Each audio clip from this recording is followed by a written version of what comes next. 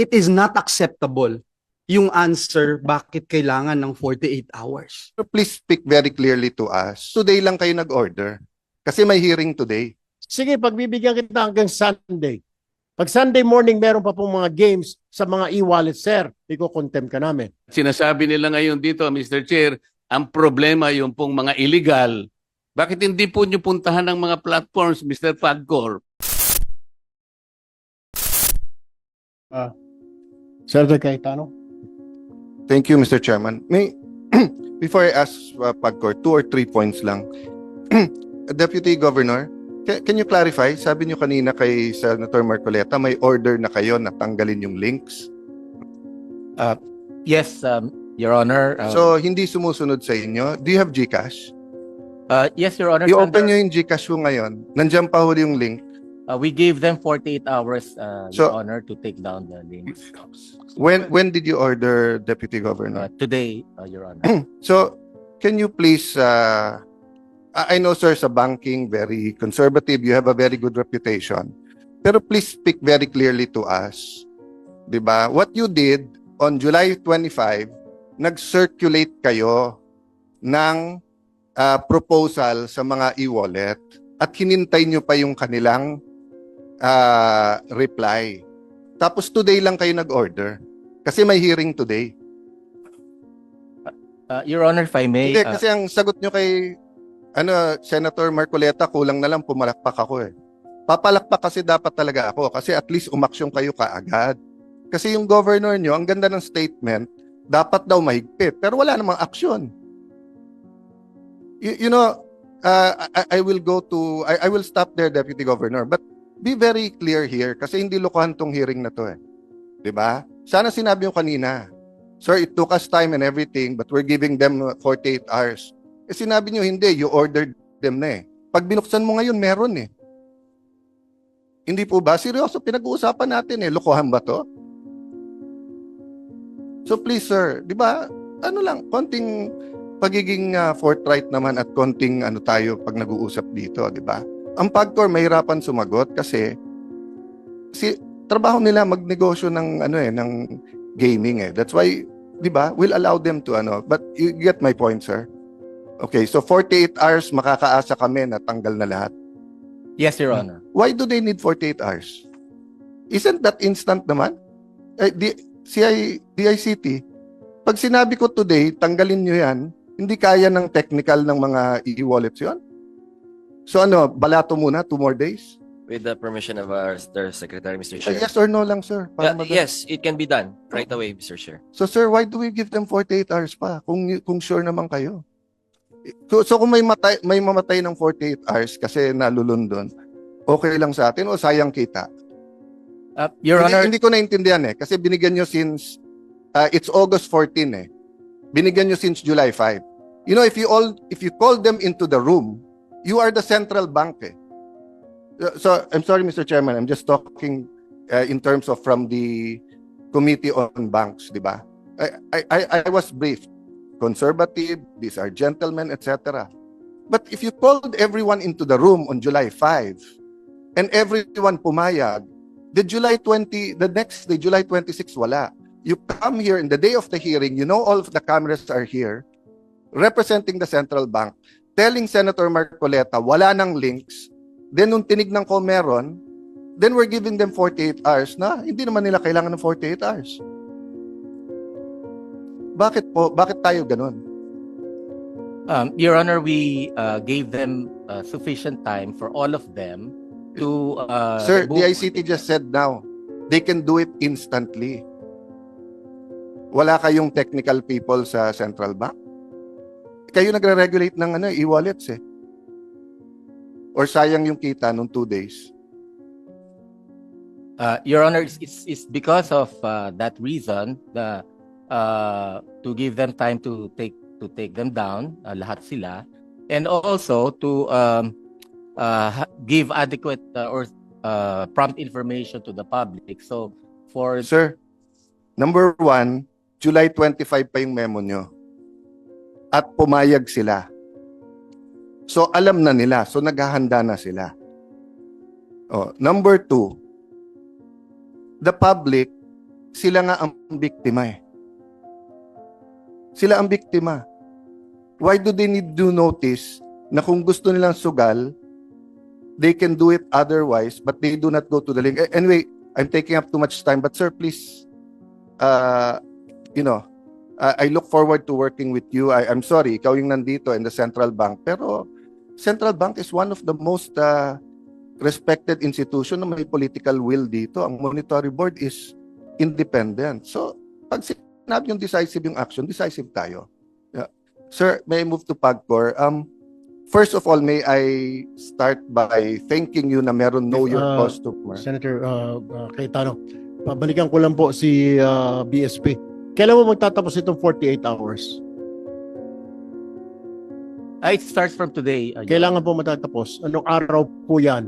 That's 2 days sa Saturday, Your Honor. Sa Saturday. So sa Saturday, expect natin na committee na ito na wala ng games dyan sa e-wallet na yan. By end of Saturday. Sa Saturday. Opo. Anong oras po sa Saturday? Umaga, tanghali, gabi? 48 hours po, so we give them until the end of Saturday to remove it. End of the Saturday. So ibig sabihin, sige, pagbibigyan kita, Sunday morning, hindi ko na makita yung games sa mga e-wallets. Opo, wala na. Pag may nakikita po ako, i-contempt kita. Pwede po. Para malinaw po tayo, hindi yung, sabi nga ni Senator Cayetano, wag ho ninyo biro-biruin ng komite na ito. We have a problem. We have a crisis. Hindi po ito basta-basta. We are facing crisis, Mr. BSP, sir.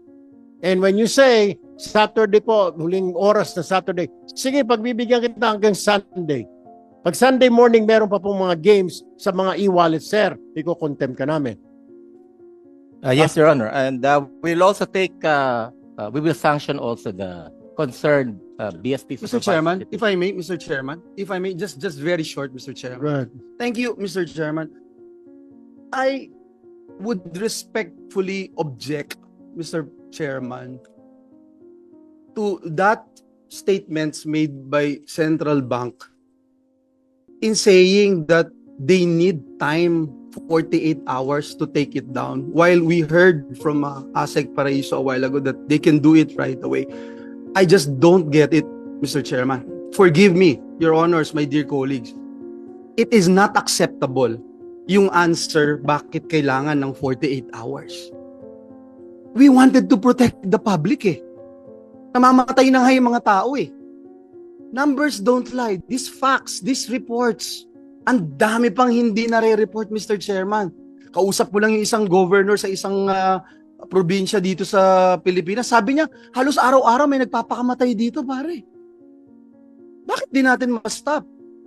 Again, Mr. Chairman, I'm really sorry. It is not acceptable yung binibigay na sagot kung bakit hindi natin mai sara ngayon kung kaya naman.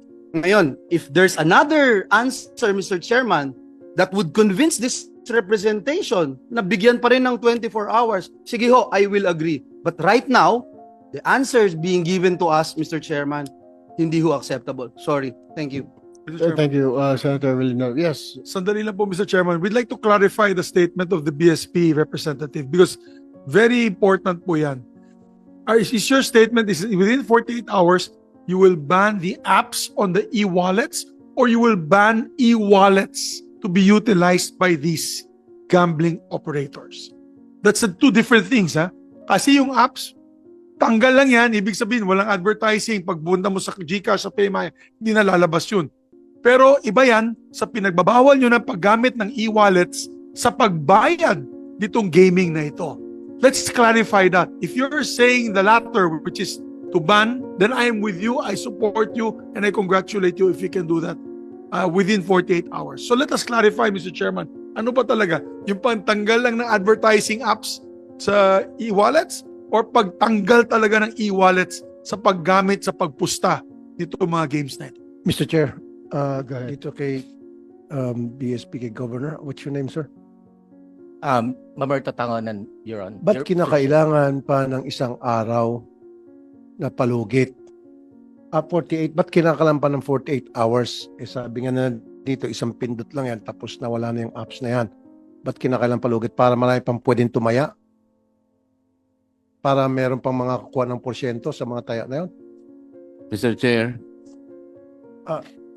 Sir, I'm May, asking may him. I interject?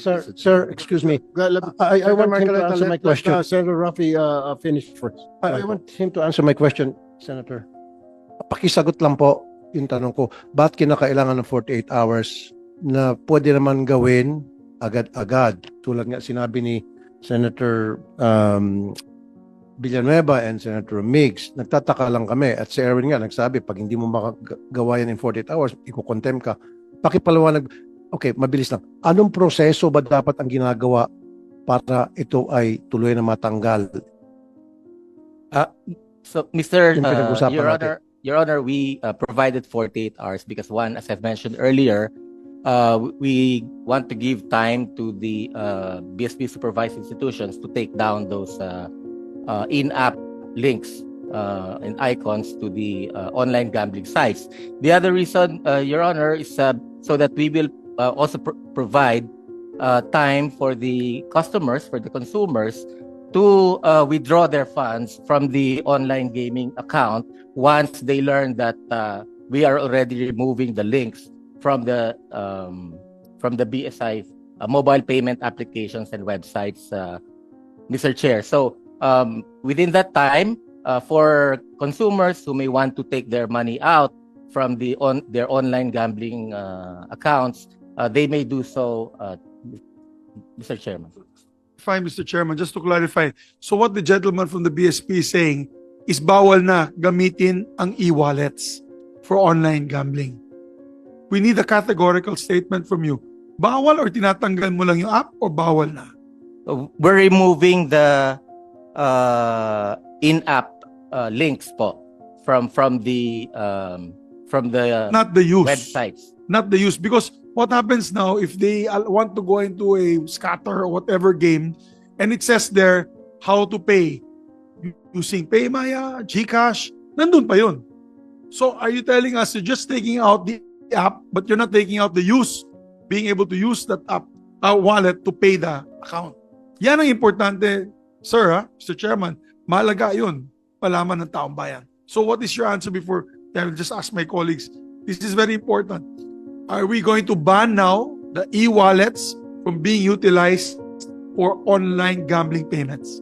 Mr. Chair, before he answers, because I'd like to put this in the proper perspective, this representation was the one who this morning made the suggestion, considering that the PAGCOR and the ICT has yet to do some struggling on how to regulate the online games operators. Ang sabi ko nga, maybe BSP should issue a suspension order to all wallet platforms like Paymaya, GCash, etc., to suspend their links to all online gambling operations. Yun po yun eh. Hindi ko alam na bakit sila po yung parang nagigisa ngayon samantalang they're only I think they have only a very limited participation. Sir, are you a game developer? Are you an enabler? Are you a promoter? Di ba ang pinag-uusapan natin dito, Mr. Chair, mga online game gambling operators? Senator Marcoleta, let's just clarify this. Kasi sila yung nagbigay ng pahintulot o lisensya sa mga e-wallets. Pero kasama po ba sa paglilisensya ninyo na pumasok sila sa sugalan, BSP Governor, sir? Did you allow them? I mean, meron po ba kayong go signal to include online gambling sa e-wallets? Did you do that? Kasi alam ko po, e-wallet para padala ng pera, di po ba? Bakit po pumayag kayo? I mean, this has been going on for several years now. Mr. Chair, we allowed them to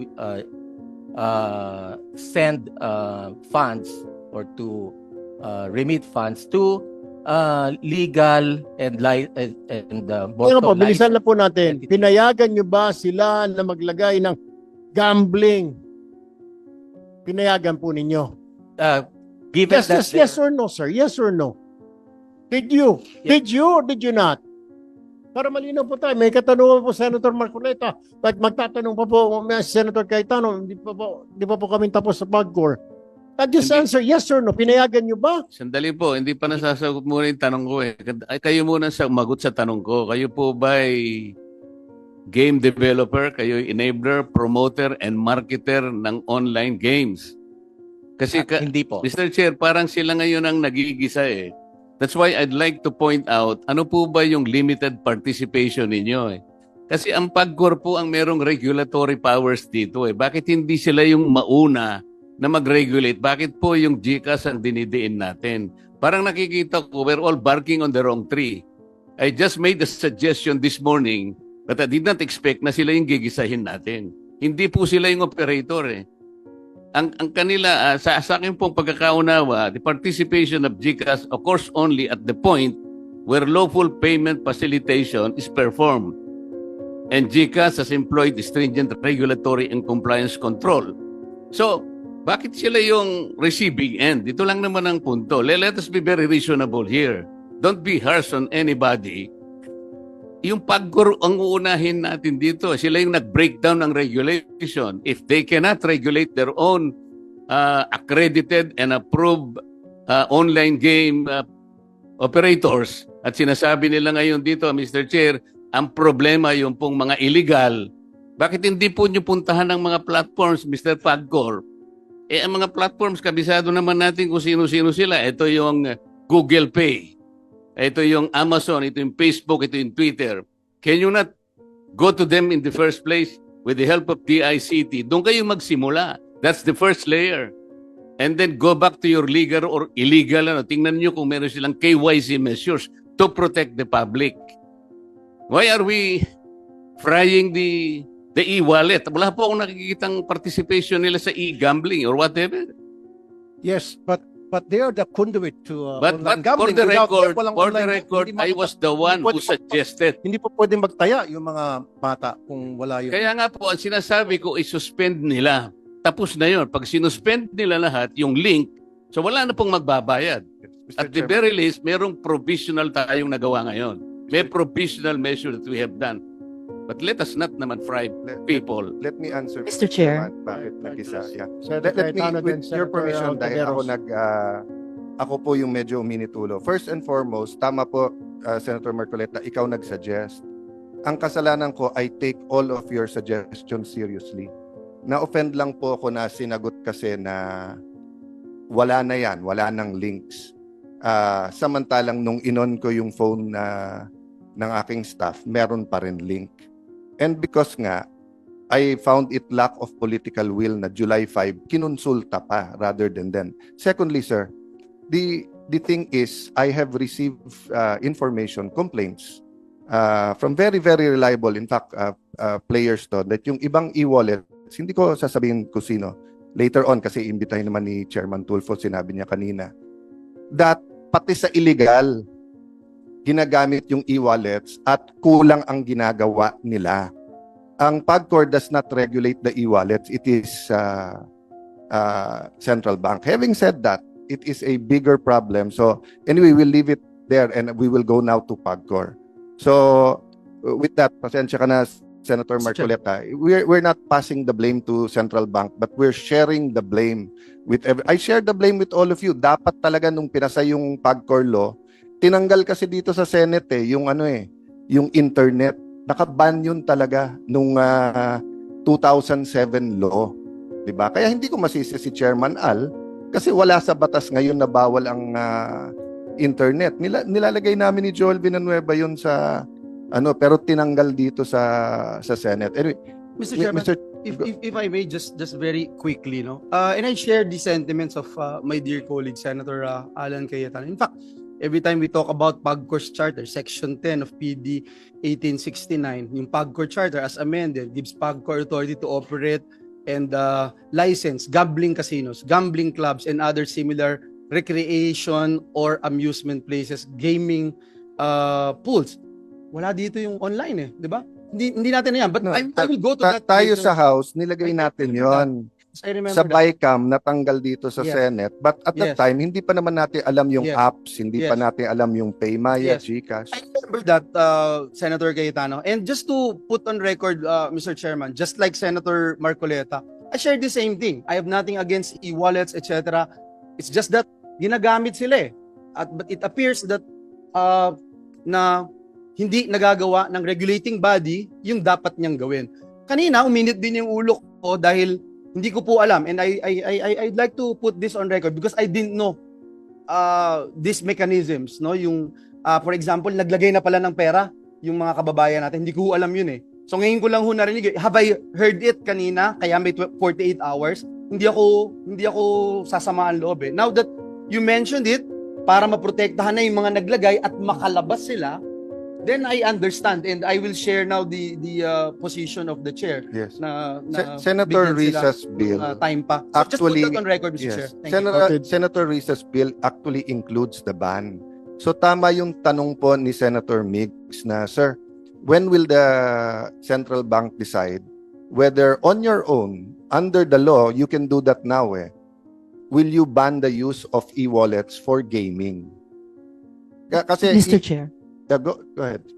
With the indulgence of Senator Alan Peter Cayetano, go ahead, Senator Tiveros. Salamat, Mr. Chair, at salamat din kay Senator Alan dahil nabanggit na rin po niya, indeed, yung pagputol po absolutely ng link sa pagitan ng mga e-wallets at super apps at mga online gambling platforms, isa sa pinaka-importanting provision nung bill ko. Which is why also, Mr. Chair, I just wanted to manifest kasi kanina nabanggit na yung mga e-wallets. I'm really looking forward, Mr. Chair, dun sa sinabi nung chair kanina na iimbitahin din sila sa susunod na pagdinig para matanong natin. Because I believe those e-wallets, whether GCash, Paymaya at iba pa, ay may sagutin sa problemang ito ng online gambling. Salamat, Mr. Chair.